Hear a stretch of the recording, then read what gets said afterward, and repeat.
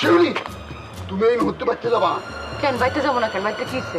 কি হয়েছে সেটা পরের কথা। তোমার আমি যেতে না করছি, তুমি যাইতে যাবো না। বাস বুঝলাম না। বাড়ি থেকে ডাকাত পড়ছে নাকি, যে কারণে যাওয়া যাবে না বাড়ির ভিতরে? ধরে নাও টাকা পড়ছে, ফোন বাড়তে গেলে সর্বনাশ হয়ে যাবো। হাই হাই, আমাকে বাড়ির ভিতরে এত বড় বিপদ! কি করলো ষড়যন্ত্রটা? বাইজানা জানাইছেন? ভাইকে জানানোর সময় পাই নাই, তোমার সাথে দেখা হইলে তাই কইলাম। হাই হাই, তাহলে পুলিশে খবর দিই। আরে পুলিশে খবর দেওয়ার দরকার নাই, তোমারই এখন বাইতে যেতে না করতেছি, তুমি একটু ঘোরাঘুরি করো, পরে যাইবে। বাস আমি আপনার কথার আগামাথা কিছু বুঝতেছি না দুলা ভাই। বুঝবা না কে? আমি তো হিন্দিতে কথা কইতেছি না, বাংলায় কইতেছি তো। আচ্ছা আম্মা আপা ওরা কি বাড়ির ভিতরে আছে নাকি কোথাও গেছে? এরা তোমার খালার বাইতে গেছে। ইসিরে, খালি বাড়ি পায়া ডাকাত ঢুকে গেছে গা। এখন আমি একলা একলা কিভাবে ডাকাতের প্রতিরোধ করবো? বাইজানে ডাকাত কি ফোন করবো? আরে বেজার লাগে না তো, রাজা এলে বাইতে রক্ত রক্ত হয়ে যাবো গা। হাই হাই, কোন কি কি কারণে রক্ত রক্ত হইব?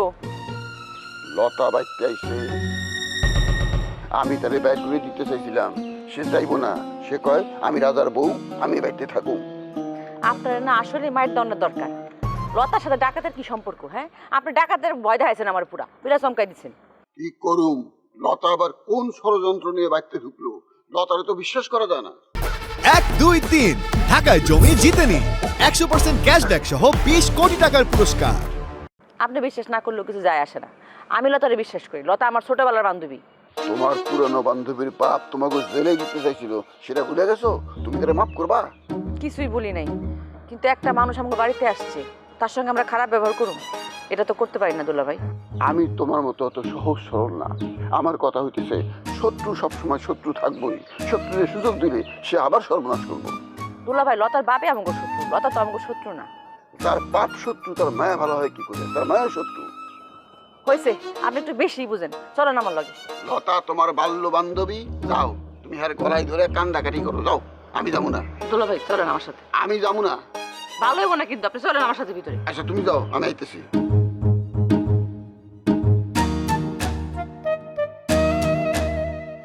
কি রে লতা, তুই আমগো বাড়িতে কি মনে কইরা?